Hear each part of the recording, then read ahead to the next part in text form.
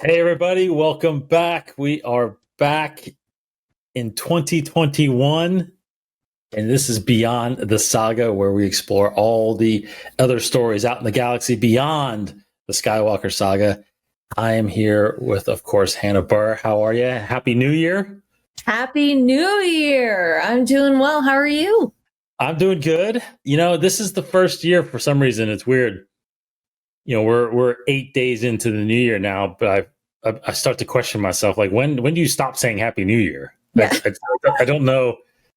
I've never said this that many times because I don't feel like we've done several shows, doing stuff that's like no one's heard this on this show, so that's why I feel like we should say Happy New Year still, right? I feel like the current pandemic we're in just cancels all rules and throws them out the window. So, very true. If you want to keep your Christmas decorations up or winter holiday decorations up, have at it. I see a lot in my neighborhood that still has them up, so they're definitely living by that rule. Well, we hope everybody's doing well out there. I know it is a new year. Things aren't completely different yet, but we are still here trying to talk Star Wars and give your mind a little break from reality. It's exciting. We are still continuing basically on this show our Vader series that we've been diving into.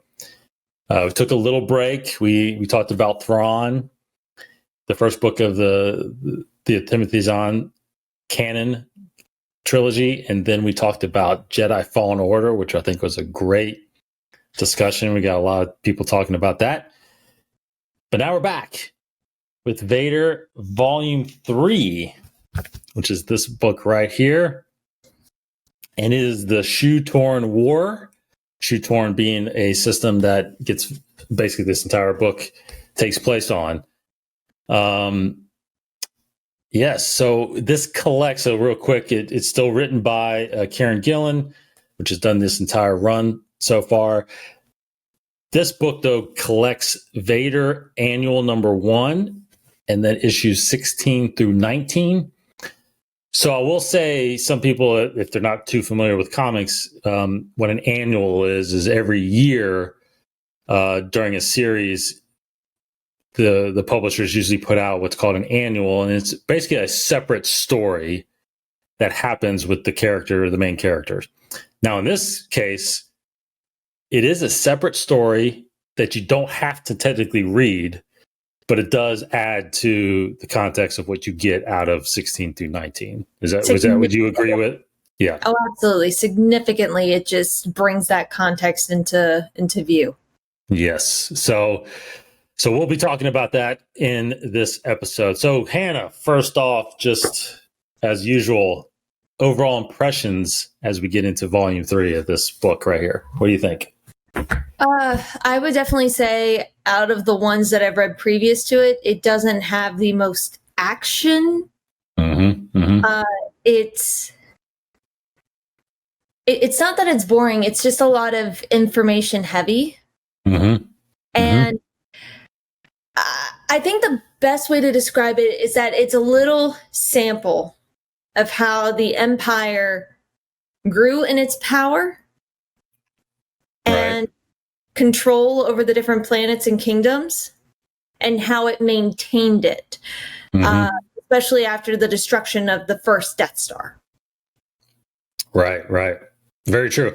Yeah, I think, when we talked about, if you go back and watch our first two episodes about the first two volumes of this, and then, of course, Vader Down, there was a linear story there that centered around first Vader looking for Luke, looking for the person that has destroyed the Death Star, right? Because we are still after episode 4, still before episode 5, so we're in that timeline gap there, that 3-year gap there.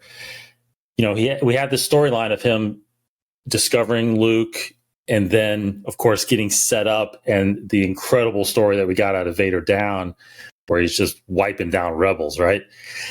This is not completely, but this is a separate storyline that does break away from that line a little bit. So I agree with you that it's it's a story. It's a story. It's not a really big action packed.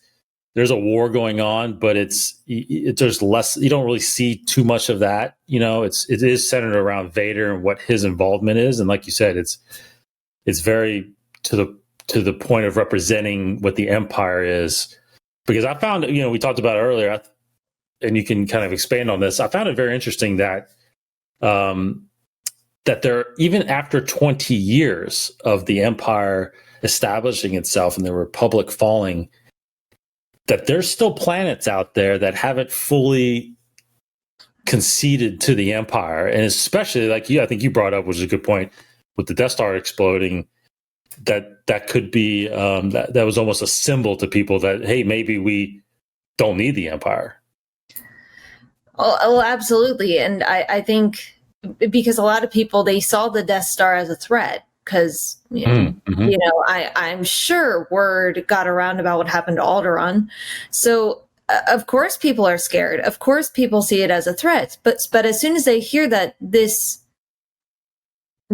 destroyer of worlds is disintegrated, it brings hope. And of course, I mean, I can't imagine a lot of people are very happy under the Empire.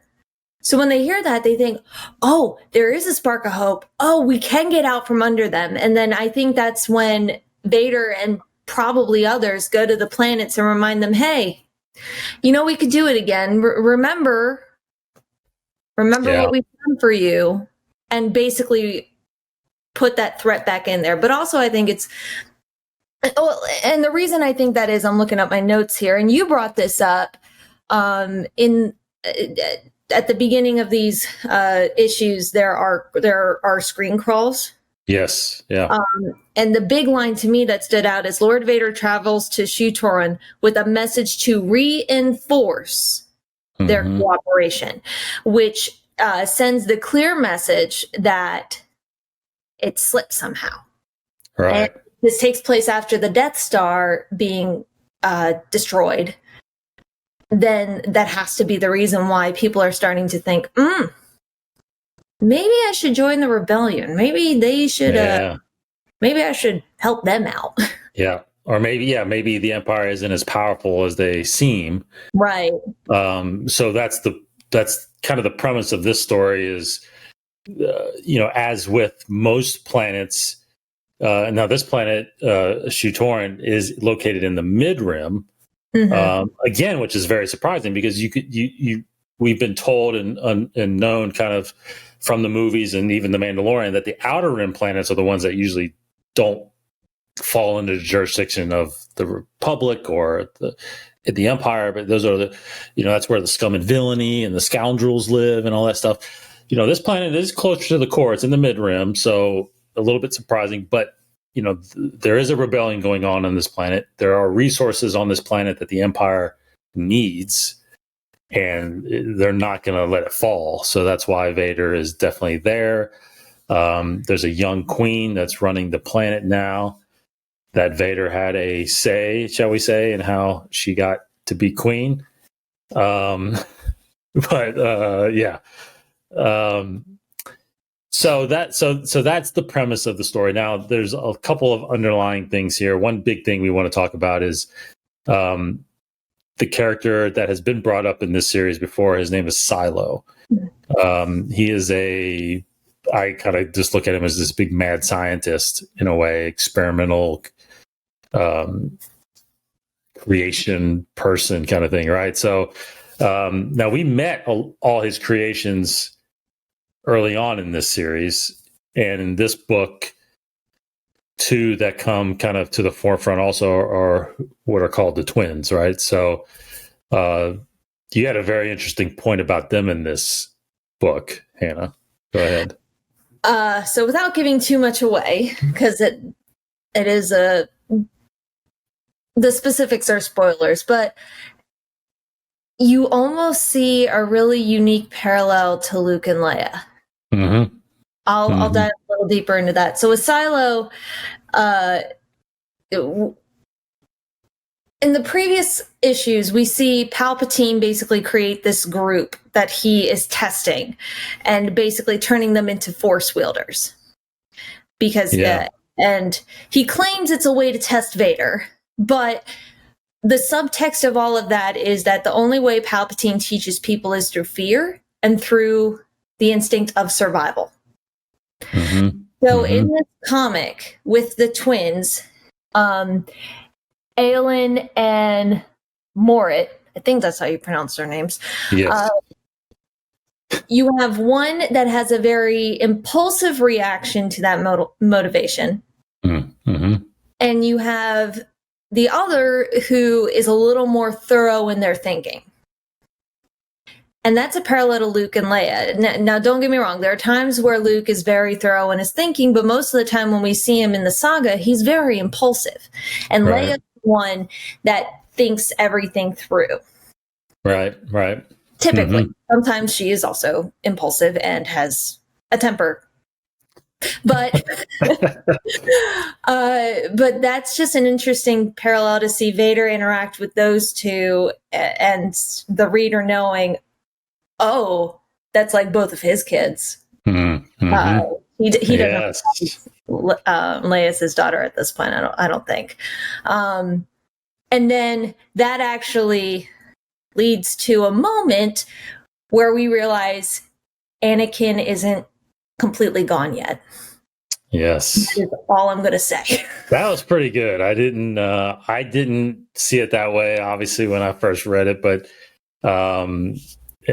you did shine some light on that, so that is very interesting. I think that's a very good point that people can, if they haven't read it at this point, take that thought into reading it, and you'll definitely see what Hannah's talking about when that comes about.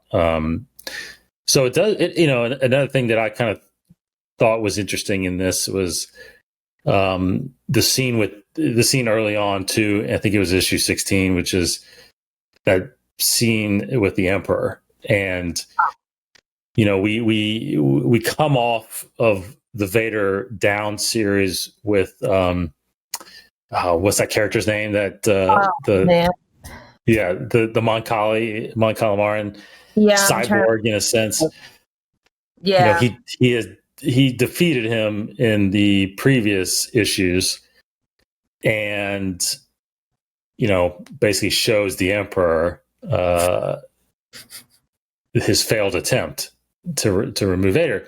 And I just thought, it just brought up a thought that it seems like there's going to be a lot of stories, and I've read novels and other comics that feel like it lends to this idea that Palpatine is either constantly trying to kill Vader or he's constantly trying to test Vader. And maybe it's both. I don't know. What do you think about that? I think it's very much of he is trying to kill Vader. It's very much like if you have someone who tells you a lie and you catch them in the lie and they go, I was joking. Right. Yeah. So I think it's very much of that. I think it's very much a cat and mouse game both ways. Yeah. I think. Yeah. Because we've said this earlier in earlier issues, it's the subtext of what's going on is Vader is thinking, if I can get my son to be with me, we can overthrow the Emperor. Right. Because there's that moment where Vader realizes, he's trying to kill me. Yes. And I'm not going to lie, that opening scene of issue 16 is probably one of my favorites because Vader's like, oh yeah, I found him. Yeah, I know. That's great. Palpatine's like, oh, these look like lightsaber wounds. Yes. And Vader's like, so? Yeah, I know. Yeah, that's great. Very much of like each of them know, which I find so fascinating that each of them know that they want to kill each other. Yes. But it's almost like a game of chicken. It's like who's gonna draw first in a Western, Yeah, and we've pretty much always been told this by George Lucas that with the struggle of the Sith is always they're always trying to find the next apprentice, right? Even the apprentice is trying to become the master's trying to find a different apprentice. That's what gets me a little. I was partially confused. Was, you know, like you said, Vader sees his replacement, therefore he has a reason to kill the Emperor, right? I can become the master, my son can become my apprentice, and we're still honoring the rule of two. You know, with Palpatine, though, doing this a lot, it feels like, I don't know who his replacement is. You know, like Luke isn't in the picture yet, right? So I get it, like when we get to the Return of the Jedi, he's trying to tempt Luke into taking Vader's place, right? Kill your father, take your place at my side. But, you know, all these tests and stuff, that's why part of me really feels like that. I mean, he knows that they're no match for Vader. I mean, there's nothing that can really defeat Vader. But it's funny to think that after all these years, I mean, it's 20 years that you're still messing with him like this, you know? Like, when does like you said, when does the joke end? You know, it's just, I don't know. I don't like it. It confuses me. That part of the Sith never made sense to me. Right? Yeah. I'm with you. I mean, I think the power struggle is just, it's crazy. It's crazy to think that with all that's happening, you know, especially when it was, for example, when you go, even if you go by, I know we're kind of sidebarring here, but when you go all the way back to Palpatine and Maul, I mean, there were only two of them versus thousands of Jedi. Yeah. And to think that they would have this type of struggle between two of them when there is a goal that they're, you know, trying to accomplish. And obviously they did accomplish it. They did succeed in removing the Jedi, but it is crazy to think. What's even crazier to think is the time when there were thousands of Sith. And God, yeah. I hope we see that time at some point. Oh, please. Yes. That's all we want. That's all we want. I don't even care if it's Darth Vader or not. Just please. Please. Yeah, right. Yeah. We do get some sidebar here, which I think leads us into the final 6 issues of this series. So there's one more volume 4, which I think we'll cover either our next episode or one of the next 2 episodes. Mm-hmm. There is a mention and a little sidebar of Dr. Aphra again. So she's not forgotten. At this point, her own series had begun. So she was doing her own thing, and I think she's even crossed over to the Star Wars series at this point too. Okay. But interesting little scene there with him collecting some bounty hunters to go after, because at this point she is captured. If you remember from Vader Down, she is captured. Yes. By the rebellion right now. So, what do you think? Excited about Aphra? Yeah, it'll be interesting. Yeah, it'll be interesting to see how that ends. I don't have any predictions because at this point I have no idea. Yeah. What's going to happen? So it'll be interesting. It's also interesting and pretty cool that she doesn't have her droids with her. I know. I don't think she doesn't have her droids with her, so it's like, oh, what is she doing? Yeah, the BT and 000 have been they were actually pretty significant in this issue. They were. They went with Vader. They were instrumental in what happened in this story, and they're pretty cool. They're pretty cool droids. They're assassin droids, but they're really neat. I think the Aphra thing, it's funny because I read the final issues of this like years ago, and I don't really remember. All the comics are crossing right now, so I actually don't even remember what happens and how the series finishes up. But we will get into that. So ultimately, as we usually end these, okay, go ahead. Yeah. Sorry, just one thing. This is something I literally just thought of. whenever I think of Vader and BT and 000, can't help but think that they're the shadow and the opposite of Anakin, C-3PO, and R2-D2. I'm sorry, I just thought of that right now, and I wanted to just kind of chuck that in there. No, that is that's a very good point in this issue. It's a very good point. Yep. It's a lot of parallels going on here. A lot of parallels. So ultimately, we usually end these with kind of diving in just a little bit about the impact of this thing on the overall storylines. And